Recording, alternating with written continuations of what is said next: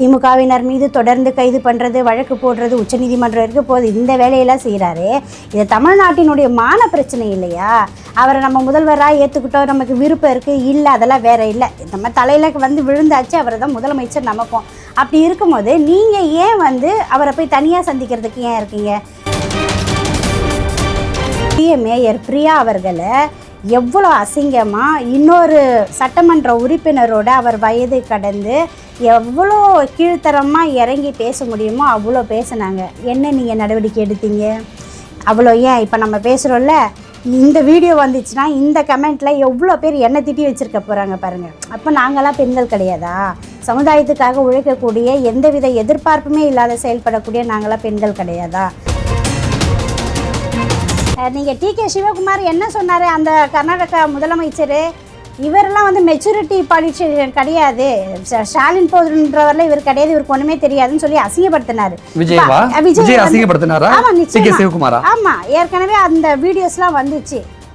He is a immaturity politician அப்படின்னு சொல்லி அவர் சொன்னார். சூழல்கள் எப்படி வேணா மாறும். நீங்கள் 108 தான், அதை நீங்கள் நினைவில் வச்சுக்கோங்க. அப்போ நீங்கள் முன்னாடி கேள்வி கேட்டீங்க, காயத்ரி ரகுராம் வந்து ஒரு பதிவு போடுறாங்க அப்படின்னு.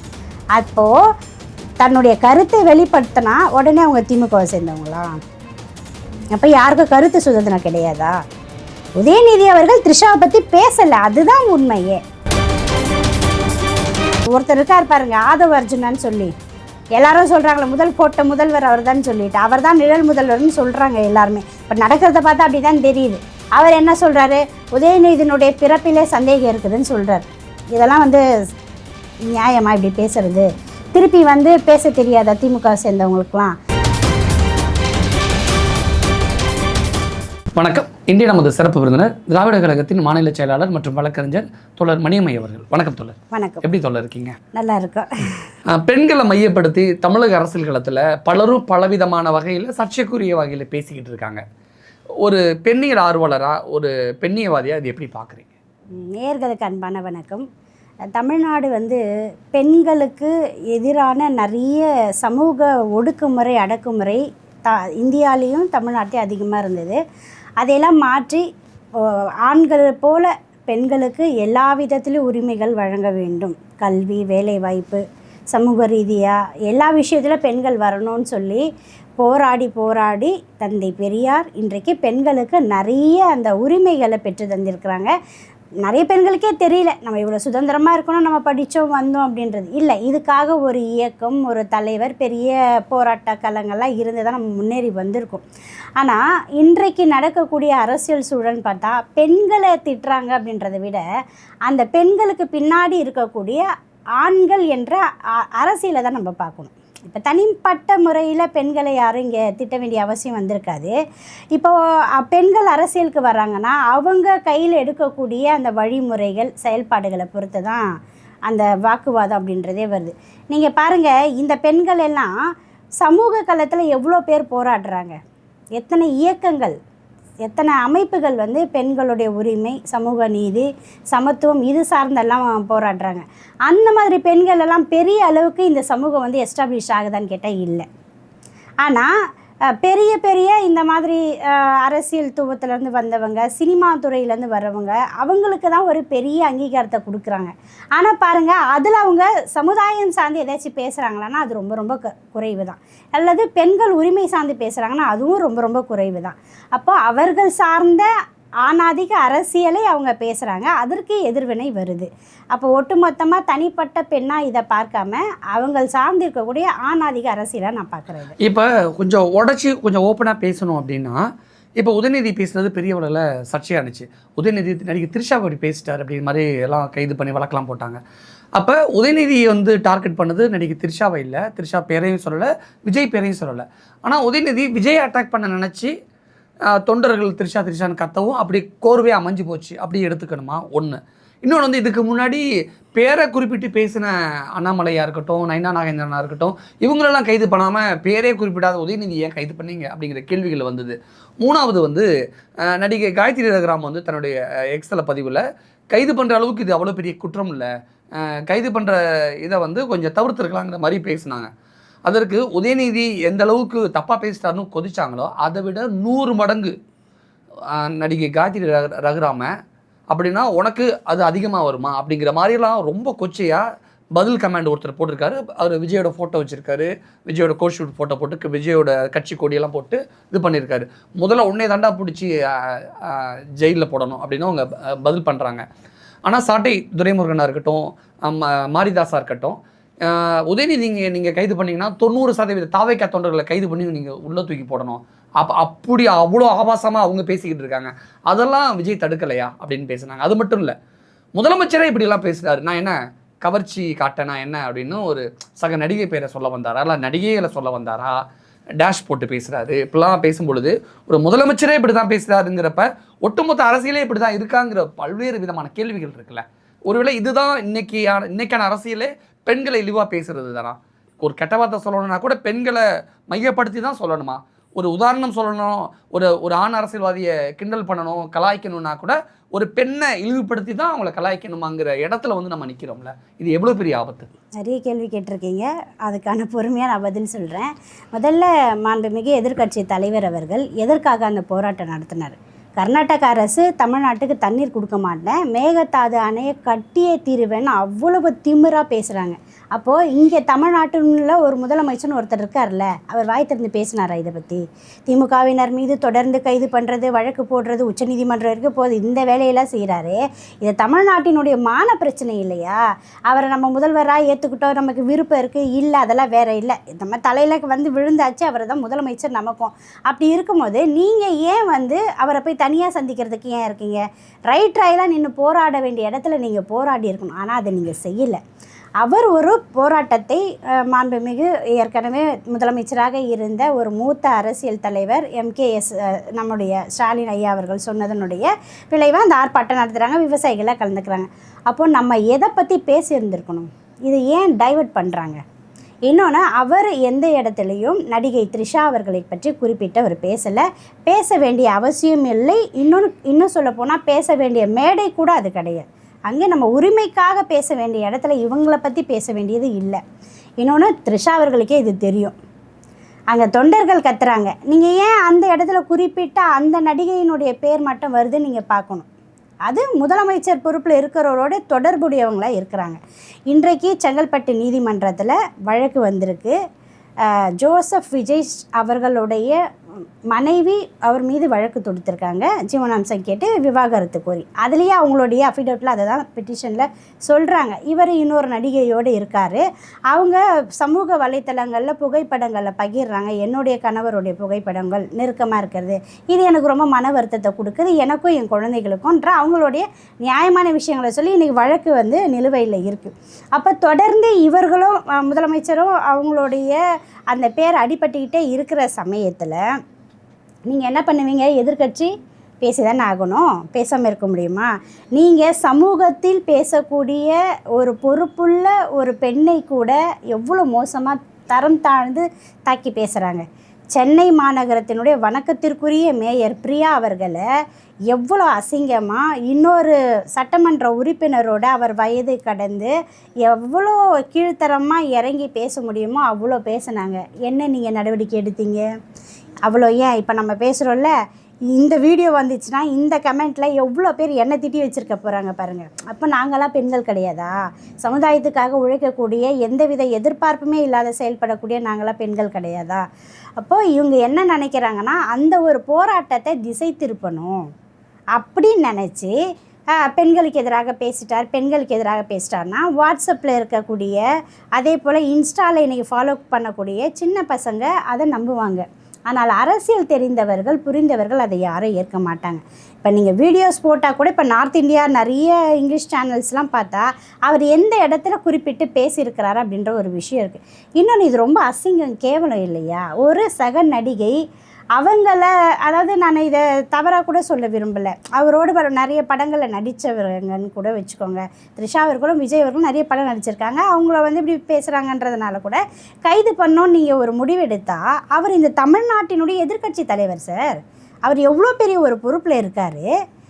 அவரை நம்பி ஒரு பெரிய இயக்கம் இருக்குது. இன்றைக்கி தமிழ்நாட்டில் எந்த உரிமை சார்ந்த விஷயமும் பேசினா சட்டப்பேரவையில் அவர் தான் பேசணும். அவரை நீங்கள் எத்தனை வழக்கு பிரிவுகள் போட்டு நீதிமன்றத்தில் கொட்டு வாங்கிட்டு வந்தாங்க. சொல்லப்போனால் வழக்கு நடக்கும்போது நான் இருந்த உள்ள என்ன நடந்துச்சு அந்த வழக்கு? உதயநிதியை விடுவிக்கணும், உதயநிதியை கைது பண்ணிட்டாங்கன்னா நீதிமன்றத்தில் போய் முறையிடுறீங்க. என்ன நீதிமன்றம் என்ன சொன்னிச்சு? ஏன்னா உதயநிதியை கைதே பண்ணக்கூடாது நீதிமன்றம் சொல்லிச்சுன்னு முன்னாடியே வேற சொன்னாங்க. அதை மீறி போலீஸார் கைது பண்ணிட்டாங்க வேற சொன்னாங்க. ஆக்சுவலி என்ன நடந்துச்சு? அதாவது ஹசன் முகமது ஜின்னா சார் வந்து ரெப்ரசன்ட் பண்ணுறாரு மாண்புமிகு நீதிபதி இளந்திரியன் அவர்கள் இடத்துல. அப்போது நீதிபதி கேட்குறார், என்ன எஃப்ஐஆர் எங்கே, எஃப்ஐஆர் காப்பி கொடுங்க, என்ன க்ரைம் என்ன, அதெல்லாம் கேட்குறாரு. பிபிக்கு ஒன்றுமே தெரியல, அவருக்கு இன்ஸ்ட்ரக்ஷன் வரல. What BP, ask your friend அப்படின்னு சொல்கிறாரு. ஸ்டேட் பிபி அவர் வந்து கூப்பிட சொல்கிறார், குற்றவியலுக்கான இருக்கக்கூடிய மாநில அரசு வழக்கறிஞர் வர சொல்கிறார். அப்போது ஹசன் சார் என்ன சொல்கிறாருன்னா, இது மாதிரி கைது பண்ணுறதா சொல்கிறாங்க, கைது பண்ணக்கூடாதுன்னு சொல்கிறாங்க. 12 மணிக்கு நான் இந்த விசாரணையை வழக்கை எடுத்துக்கிறேன், அது வரைக்கும் நீங்கள் கைது பண்ணக்கூடாது, உங்கள் காவல்துறைக்கு சொல்லுங்கன்னு சொல்கிறார். சொல்லிட்டு வந்து இவங்க போன பிறகு அடுத்த வழக்கை விசாரிக்க வந்தது. அப்போ தான் வராரு பிபி வந்து என்ன சொல்கிறாரு, சரி நாங்கள் 12 மணிக்கு வரோன்னு சொன்னாங்க. அதுக்கப்புறம் 1 ஆச்சு, 1:30 ஆச்சு, 2:15 வழக்கு எடுக்கிறேன்னு சொன்னாங்க. இங்கே தமிழ்நாடு முழுக்க கொந்தளிப்பாகுது. அவரை கைது பண்ணுறேன்னு சொல்லி எல்லா இடங்கள்லையும் கைது பண்ணிட்டாங்க. இது பாருங்கள், ஒரு நீதிமன்றம் நீதிபதி கைது பண்ணக்கூடாதுன்னு சொல்கிறாரு, ஆனால் இறங்கி கைது பண்ணுறது எவ்வளோ பெரிய நீதிமன்றத்தை அவமதிக்கக்கூடிய செயலில் இது. பிறகு பிரச்சனைகள்லாம் வெளியே வந்த பிறகு 2:15க்கு என்ஆர் இளங்கோவன் சார் போன்ற நிறைய மூத்த வழக்கறிஞர்கள்லாம் வந்துட்டாங்க. அப்போது உள்ள கால் வைக்கிறது கூட இடம் இல்லை, அந்தளவுக்கு நீதிமன்றமே பரபரப்பாக இருந்துச்சு. என்ன சொல்கிறாங்க, நாங்கள் கைதெல்லாம் பண்ணல, விசாரணை பண்ணுறதுக்கு தான் அவரை அழைச்சிட்டு போகிறோம் அப்படின்றாங்க. விசாரணை பண்ணுறதுக்கு இங்கேருந்து தஞ்சாவூருக்கு போகணுமா? எவ்வளோ எதிர்ப்பு! இதனால் பாதிக்கப்பட்டது யார்? மக்கள் தான். அப்போ என்ன சொல்கிறாங்க, என்ன ஏன் நீங்கள் வந்து விசாரணைக்கு அவ்வளோ தூரம் கூப்பிட்டு போய்ட்டு அப்படின்னு சொல்லிவிட்டு உடனடியாக அவரை நீங்கள் வந்து விடுதலை பண்ணணும்னு சொல்கிறாங்க. அவர் மேலே போட்டிருக்க செக்ஷன்ஸ்லாம் பாருங்கள், உமன் ஹராஸ்மெண்ட்லாம் போட்டிருக்காங்க. இது என்ன விதத்தில் நியாயம்? 2 குழுக்களிடையே சண்டையை தூண்டு விதமாக டிவிகே டிஎம்கேவா?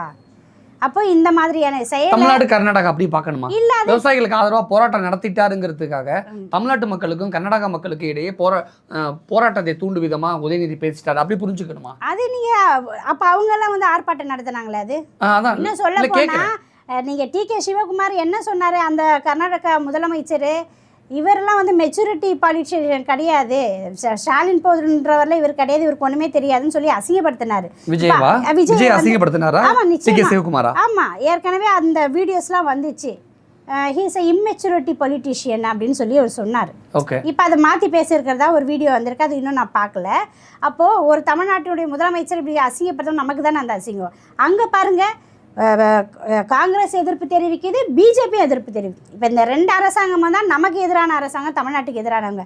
அப்போ இந்த விஷயத்தை அவரை கையில் எடுத்து மக்கள் பிரச்சனையை பேசுகிறாரு, விவசாயிகளினுடைய உரிமை பேசுகிறாரு, தமிழ்நாட்டினுடைய நமக்கு வழங்க வேண்டிய தண்ணீரை கொடுங்கன்ற நியாயத்தை கேட்குறாரு. அப்போ உதயநிதி மீதான அந்த வழக்கு இருக்குல்ல, 9 பிரிவுகளை வழக்கு பதிவு பண்ணியிருக்காங்களே, நடிகை திரிஷாவுக்கு எதிராக பேசிட்டாருன்னு ஒரு பக்கத்துலையும், இன்னொரு பக்கத்தில் தமிழ்நாட்டுக்கும் கர்நாடகாவுக்கும் இடையே சண்டையை மூட்டுற விதமாக பேசிட்டாரு, அப்படி 2 முடிச்சு போட்டு ஒரே வழக்கா 9 பிரிவுகளின் கீழ வழக்கு பதிவு பண்ணிருக்காங்க. கேக்குறேன், நான் புரியாம தெரியாம கேக்குறேன். இல்ல, அவங்க போட்டுக்கிற செக்ஷன்ஸ் எல்லாம் பாத்தீங்கன்னா 2 குழுக்கள். அது யார் அந்த 2 குழு? கர்நாடகா தமிழ்நாடா அல்லது வேற யாரும் கேட்க? அது எனக்கு தெரியல, அவங்கள தான் கேட்கணும். வழக்கு போட்ட செக்ஷன்ஸ் இருக்குது. விவசாயிகளுக்கு ஆதரவா போராட்டமே பண்ணக்கூடாதுங்கிறத அதான் நோக்கமா? இந்த நாட்டுல, தமிழ்நாட்டுல போராட்டமே நடத்தக்கூடாதுன்னு ஒடுக்குறாங்க சார். நீங்க அவ்வளவு ஏன் திராவிடர் கழகத்தின் சார்பா நாங்க வந்து நீட் பரப்புரை பிரச்சாரம் வச்சிருந்தோம்.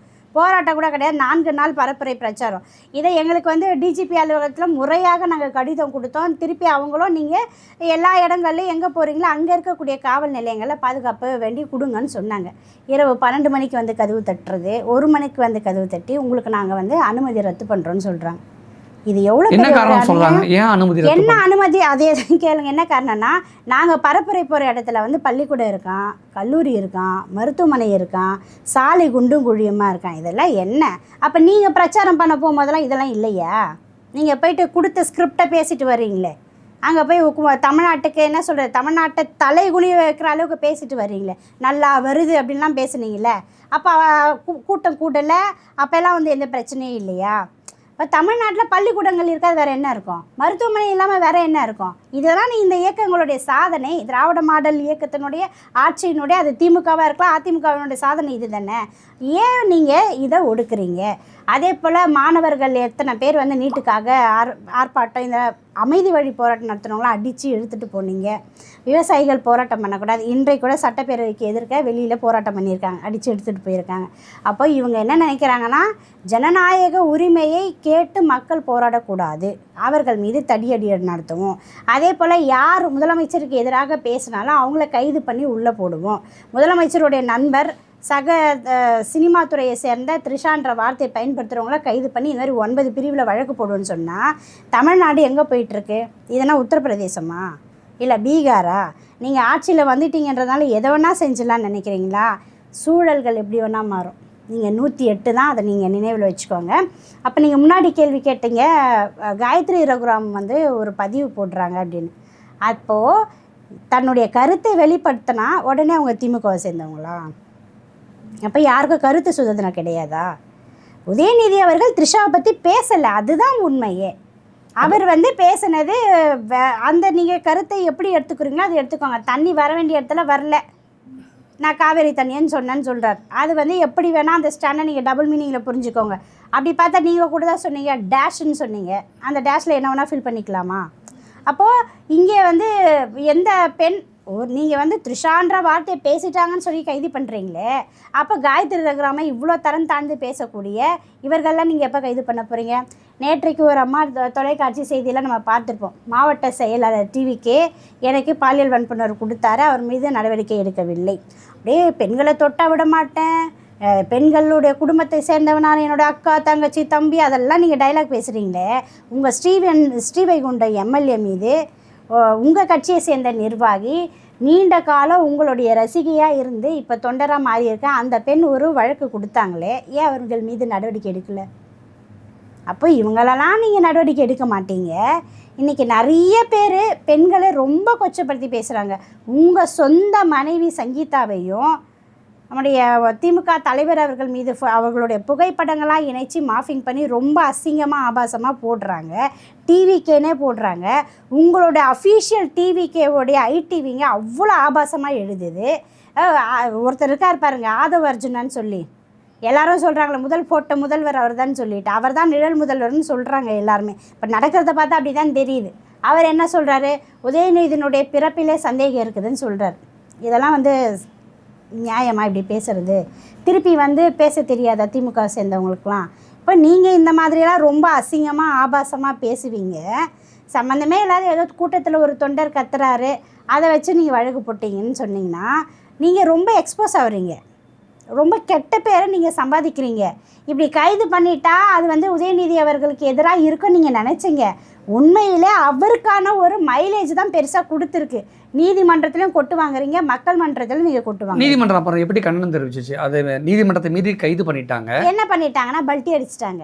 இந்த மாதிரி ரெப்ரசன்ட் பண்ணும்போது நீங்கள் சொல்லியும் கைது பண்ணிட்டாங்கன்னு சொன்னோன்னே, கைதெல்லாம் நாங்கள் பண்ணல, விசாரணைக்கு தான் நாங்கள் அடிச்சுட்டு போகணும்னு சொன்னாங்க. அப்படின்னா உடனே ரிலீஸ் பண்ணுங்கள் முடித்த உடனேன்னு சொல்லி நீதிபதி ஒரு தீர்ப்பை கொடுக்குறாரு. கண்டிப்பாக அவரும் போய் தொலைக்காட்சி விவாதம் அல்லது செய்திகள்லாம் பார்த்துருப்பாங்கள்ல, அவருக்கு இன்ஸ்ட்ரக்ஷன் கொடுத்துருப்பாங்கள்ல. அப்போ ஒரு நீதிமன்றத்தில் எவ்வளோ பொய் பிரச்சாரம் பண்ணுறீங்க பாருங்கள். ஒரு நீதிபதி நீங்கள் அவரை கைது பண்ணக்கூடாதுன்னு சொன்னதை மீறியும் கைது பண்ணுறீங்க. பிற்பகல் வந்து என்ன சொல்கிறீங்க? நாங்கள் கைது பண்ணலை, அவரை அழைச்சிட்டு போய் நாங்கள் விசாரணைக்கு கொண்டு போகிறோன்னு சொல்கிறீங்கன்னா, ஒரு நீதிபதி நீதிமன்றத்தையே நீங்கள் ஏமாத்துறீங்கன்னு சொன்னீங்கன்னா, அப்போ நீங்கள் என்னென்னலாம் செய்வீங்க அப்படின்றத நீங்கள் பார்த்துக்கலாம். பெண்களை மையப்படுத்தி இப்படி இழிவாக பேசுகிறது வந்து வெறும் அரசியலாக தான் பார்க்கணுமா, அல்லது ஒரு ஆணாதிக்க மனநிலையோட உச்சம் அப்படின்னு பார்க்கணும்? நம்ம இதை வந்து அரசியல்ன்ற கண்ணோட்டத்தில் மட்டும் பார்க்கக்கூடாது. தாய் வழி சமூகமாக இருந்த இந்த பெண்ணினம் என்றைக்கு தந்தை வழி சமூகமாக மாறிச்சோ அன்னையிலேருந்தே பல ஒடுக்குமுறைகளுக்கு பெண்கள் அழைக்கப்பட்டாங்க. இப்போ நமக்கு உலக அளவு எடுத்துக்கிட்டோன்னா கிளியோபேட்ராவை எல்லாருக்கும் தெரியும். எப்படி தெரியும்? அழகி. She was a beautiful lady. இன்னும் சொல்லப்போனால் கருப்பழகின்னு சொல்லுவாங்க. ஆனால் அவங்க எவ்வளோ பெரிய ஒரு ஆளுமை, எம்பையர் ஆஃப் த ஈஜிப்ட், அந்த அட்மினிஸ்ட்ரேஷனே அவங்க தான் பார்த்துக்கிட்டு இருந்தாங்க. அந்த நாட்டினுடைய பேரரசி. அவங்களுடைய ஆளுமை திறனை நம்ம பேசியிருக்கோமா? இல்லை. ஆனால் நீங்கள் தமிழ்நாட்டிலே பாருங்களேன், அம்மையார் ஜெயலலிதாவை அழகுன்றதை தாண்டி என்ன சொல்லுவாங்க? ஷி வாஸ் அ போல்டு லேடின்னு சொல்லுவாங்க. இங்கே ஒரு சமூகம் சார்ந்த ஒரு விஷயங்கள் இருக்குது. நீங்கள் கனிமொழி அக்கா பாருங்கள், ரொம்ப சாஃப்டாக இருப்பாங்க, ஆனால் பேச வேண்டிய இடத்துல ஃபயர் ஆக வேண்டிய இடத்துல ஃபயர் ஆகுவாங்க. ரொம்ப வந்து ஒரு நாகரீக அரசியலை கடைப்பிடிப்பாங்க. இங்கே இந்தியாவை பொறுத்த வரைக்கும் ஜாதி பின்புலம் எப்படி இருக்குன்றதை பார்த்து தான் ஒருத்தருடைய அவங்களுடைய செயல்கள் கூட அங்கீகரிக்கப்படுது. அப்போது நீங்கள் இந்த அரசியல் ரீதியாக மட்டும் பெண்கள் இழிவுபடுத்துகிறாங்களா? இல்லை, எல்லா நிலைகளிலும் பெண்கள் அவமானப்பட்டு தான் வராங்க. இப்போ நீங்கள் சினிமா துறை எடுத்துக்கோங்க, ஆண்களுக்கு இப்போ நிகராக பெண்களுக்கு ஊதியம் கொடுக்குறாங்களா? என்னதான் நீங்கள் அரைக்குடைய இது உடை அணிஞ்சு ஆடினாலும் கூட அவங்களுக்கு ஈக்குவலாக நீங்கள் வாங்க முடியலையே. நீங்கள் திட்டுறதுக்கு கூட பாருங்கள், ஆண்களை திட்டுறது வந்து ஆண்மைன்றதை தவிர்த்து திட்டுறதுக்கு வார்த்தைகள் இல்லை. ஆனால் ஒரு ஆணை திட்டினா கூட நீங்கள் என்ன சொன்ன, ஒரு பெண்ணை இழிவுபடுத்தி தான் நீங்கள் திட்ட வேண்டியதாக இருக்குது. நீங்கள் மேடை பேச்சில் கைத்தட்டல் வாங்கணும் அப்படின்னு நினச்சிங்கன்னா கூட பெண்களை இழிவுபடுத்தி பேசினா தான் அங்கே கைத்தட்டல் வாங்க முடியும். இது யார்? பெண்களே கைத்தட்டுவாங்க. இன்னொன்று, நம்ம பெண்களுக்கு எதிரான அரசியல்னால் நம்ம பேசுகிறோம். இன்றைக்கி பெண்கள் தங்கள் திருவாயை மலர்ந்து எவ்வளோ கேவலமாக பேசுகிறாங்க. நாங்கள் அண்ணனாக இருப்போம், தங்கச்சியாக இருப்போம், அக்காவாக இருப்போம், என் பொண்டாட்டியாக கூட இருப்போம்னு சொல்லி அவ்வளோ மணிமணியான வார்த்தைகள்லாம் உதிர்க்கிறாங்களே. இதெல்லாம் இதுக்கு முன்னாடி யாராவது இப்படி பேசியிருக்காங்களா? இது எதோட வெளிப்பாடு? எதோட வெளிப்பாடுனா இந்த கவர்ச்சியினுடைய வெளிப்பாடு தான். கவர்ச்சி இல்லைன்னு முதலமைச்சர் அவர் சொன்னா, அவர் பேச்ச என்ன சொல்ல, அவரே சொல்லியிருக்காருல்ல, நான் என் பேச்சை நானே கேட்க மாட்டேன்னு டைலாக்லாம் பேசியிருக்காரு. இவ்வளோ பெண்களுக்கான உரிமையெல்லாம் அவர் நான் பண்ணுவேன்லாம் பேசுகிறாரு. அவரோட ஜனநாயகன் படம் ஃப்ளாப் ஆயிடுச்சுல, அந்த படத்தில் வந்து அசிங்கமாக திட்டியிருக்காரா இல்லையா? சென்சாரில் கட் பண்ணியிருக்காங்களா? அப்போ அந்த அதே வார்த்தை கெட்ட வார்த்தை அவர் வந்து அந்த கவர்ச்சின்னு சொல்கிறாருல, அவருடைய எல்லா படங்களையும் அப்படி தான் இருக்குது. நீங்கள் அவருடைய படங்கள்லாம் பார்த்தீங்கன்னா நல்லா அது தெரியும். பெண்களை வந்து ஒரு பொருளாக தான் பார்க்குறாங்க. ஏன்னா அது கமர்ஷியல். அப்படி தான் வந்து பெண்களை வந்து காட்டினா தான் அது வியாபாரம் ஆகும். நீங்கள் அவ்வளோ ஏன் ஊடகத்துறை எடுத்துக்கோங்க, எவ்வளோ சமுதாயத்துக்காக போராடக்கூடிய பெண்கள்லாம் இருக்காங்க. அவங்களெல்லாம் நீங்கள் முன்னிலைப்படுத்துகிறீங்க. யார் வெள்ளையாக இருக்கா, யார் அழகாக இருக்கா, யார் கவர்ச்சியாக இருக்கா, அவங்களுக்கு தானே முதல் பக்கத்தில் இடம் கொடுக்குறீங்க. அப்போ இதெல்லாம் என்றைக்கு மாறும்? நம்ம குடும்பத்துலேருந்து அந்த மாற்றம் வரணும். வீட்டில் இன்றைக்குமே வந்து அண்ணன் தம்பி வந்து சேரில் உட்காரணும். பொண்ணு என்ன பண்ண, தட்டு எடுத்துகிட்டு போய் கழுவு, டீ குடிச்சிட்டு வந்திருக்கான் பாரு, அதை எடுத்துகிட்டு போய் வாஷ் பண்ணு. இப்போ இந்த நிலையில் தானே வச்சுருக்கோம். நீங்கள் கல்வி சார்ந்து எடுங்க. இப்போ நான் வழக்கறிஞர் படிக்கணும்னு நான் சொல்லும் போது பல பேர் என்ன பண்ணாங்க, என்னுடைய சுற்றும் நட்பு சார்ந்தவங்களாம், எதுக்குமா அதெல்லாம், நீ வந்து பேசாமல் டீச்சர் ப்ரொஃபஷன் எடுத்துக்கோ, உனக்கு அதுதான் ஆப்டாக இருக்கும், உன்னோட அப்பீரன்ஸ்க்கு அதுதான் நல்லாயிருக்கும், சாஃப்டாக இருக்கும்ல சொன்னாங்க. நான் என்ன படிக்கணும், நான் தான் முடிவு எடுக்கணும், அதை நீங்கள் ஏன் முடிவு எடுக்கிறீங்கன்னு சொல்லி அந்த அப்பீரன்ஸ்லாம் தாண்டி ஒரு வழக்கறிஞராக நம்மளால் போல்டாக பேச முடியும். ஒரு எல்லாரும் இன்றைக்கி காவல்துறைக்கு பயப்படாதவங்க இருக்க மாட்டான். காவல்துறை நிற்க வச்சு கேட்கக்கூடிய துணிச்சல் வந்து வழக்கறிஞருக்கு இருக்குது. அப்போ பெண்கள் நிறைய என்கிட்ட வந்து நான் டிவோர்ஸ் கேசஸ்லாம் எடுக்கிறேன் அப்படின்னும் போது நிறைய வந்து ஷேர் பண்ணுவாங்க. இன்னுமே எவ்வளோ ஆதிக்கம் இருக்குது, எவ்வளோ தான் சம்பாதிச்சாலும் கூட, எவ்வளோ பெரிய இடத்துல இருந்தாலும் கூட அந்த சமூகத்தில் இதை நம்ம சந்திச்சுக்கிட்டே இருக்கோம். அப்போது இதெல்லாம் மாறணும்னா வெறும் அரசியலில் மட்டும் இல்லை, நம்மளுடைய மூளையில் போட்ட விலங்கு மாறணும். இன்றைக்கி இவ்வளோ அரசியல் தலைவர்கள்லாம் இருக்காங்க, பேசுகிறாங்கன்னு சொன்னால் கூட இந்த சமுதாயத்தில் இன்றைக்கும் பெண்களுக்கு மதிப்பு கொடுக்கக்கூடிய ஒரு தலைவர். நீங்கள் கை தட்டணுன்னு பேசக்கூடாது, இரட்டை பொருளில் பேசக்கூடாது, எதிர்கருத்தை சொல்லக்கூடிய நம்மளுடைய கொள்கை எதிரில் அந்த கருத்தை பேசக்கூடிய பெண்களாக இருந்தாலும் அவர்களுக்கும் நாம் கண்ணியத்தோடு மரியாதை கொடுக்க வேண்டும் என்று இந்த தமிழ்நாட்டில் சொல்லக்கூடிய ஒரு தலைவர் இருக்கார். யார் தெரியுமா? திராவிடர் கழகத்தின் தலைவர், திராவிடர் கழகத்தின் தலைவர் ஐயா ஆசிரியர் வீரமணி அவர்கள். ஏன்னா நான் எங்கள் கட்சியை சேர்ந்த தலைவர்ன்றதுக்காக இல்லை, எங்களுடைய கூட்டங்கள் எல்லாம் பேசக்கூடிய இடங்கள்லையும் அரசியல்வாதி எதை வேணால் பேசிட்டு போட்டோம், நீங்கள் அப்படி பேசக்கூடாது, நமக்கு கைத்தட்டல் முக்கியம் கிடையாது, பெண்களை மதிக்கணும் அப்படின்ட்டு சொல்லிக் கொடுப்பாரு. இன்றைக்கும் அந்த தளத்தில் தான் நாங்கள் பயணிக்கிறோம். அப்போது நம்ம வந்து அரசியல் ரீதியாக பேசக்கூடியவர்கள் என்ன பண்ணோம், அதை செயல்முறை நடைமுறைக்கு கொண்டு போகணும். ஏன்னா இன்றைக்கி நிலைமை எப்படின்னா, நான் சொல்கிறேனே, கைத்தட்டல் வாங்கணுன்னா என்ன பண்ணோம், பெண்களை கலாய்க்கணும். நீங்கள் பட்டிமன்ற பேச்சாளர்களாக பாருங்கள், யாருக்கு அதிகமாக கைத்தட்டல் வரும்? பெண்களை கலாய்க்கிறவங்களுக்கு மட்டும்தான் கை. அப்போ நீங்கள் கருத்து ரீதியாக பேசுகிறவங்கள வந்து அதை கேட்பாங்க, ஆனால் அதை ரசிக்க மாட்டாங்க. அப்போது இங்கே எல்லாருடைய மனசில் என்ன இருக்கு, பெண்கள்லாம் அழகு என்ன சொல்கிறோம், அச்சம் மடம் நானும் பயிர்ப்போடு இருக்கணும்னு நம்ம சொல்லியிருக்கோம். ஆனால் எம்ஜிஆர் அவர்களுடைய பாடல் என்ன சொல்கிறோம், அச்சம் என்பது மடமையடா, அஞ்சாமை திராவிடர் உடமையடான்னு சொல்கிறார். அப்போது ஆணுக்கு சொல்லும் போது அச்சம் என்பது மடமையடான்னு சொல்கிறீங்க, அதே பெண்ணுக்கு சொல்லும் போது அச்சம் மடத்தோடு நீங்கள் இருக்கணும்னு சொன்னால் அப்போ அதை எப்படி ஏற்றுக்க முடியும்? இப்போ எல்லா விதத்துலேயும் நீங்கள் மாற்றணும், டோட்டலாக மாற்றணும். அதை எங்கேருந்து மாற்றணும்னா நம்மளுடைய சிந்தனைகள்லேருந்து மாற்றணும், குடும்பத்திலேருந்து மாற்றணும், நம்முடைய வளர்ப்பு முறையிலேருந்து மாற்றணும். 6 மணிக்கு மேலே பொண்ணு வரலைன்னா வீட்டுக்கே ஃபோன் பண்ணுறோம்ல, 8 மணி 10 மணி ஆனாலும் பையன் ரோட்டில் விளையாடிட்டு இருக்கான், கிரிக்கெட் விளையாடுறான், பால் விளையாடுறான், அதை பற்றி யோசிக்கிறோமா? இவன் எவனை கலைக்கிறான்னு நம்ம யோசித்து பார்த்துருக்குறோமா? இல்லைல்ல. அப்போது அது நம்ம குடும்ப ரீதியாகவும் சிந்தனை ரீதியாகவும் மாற்றம் வந்தால் தான். ஆனால் இன்றைக்கி ஒரு எழுச்சி வந்திருக்கு, என்னென்னா பெண்களை ஆபாசமாக பேசக்கூடாது, தரக்குறைவாக பேசக்கூடாது அப்படின்ற ஒரு நிலை இன்றைக்கி வந்திருக்கு. ஆனாலும் அதை தவிர்க்க முடியாமல் பேசிக்கிட்டு இந்த மாதிரி இழிவுகளுக்கெல்லாம் ஆளாகக்கூடிய நிலையில் இருக்குது.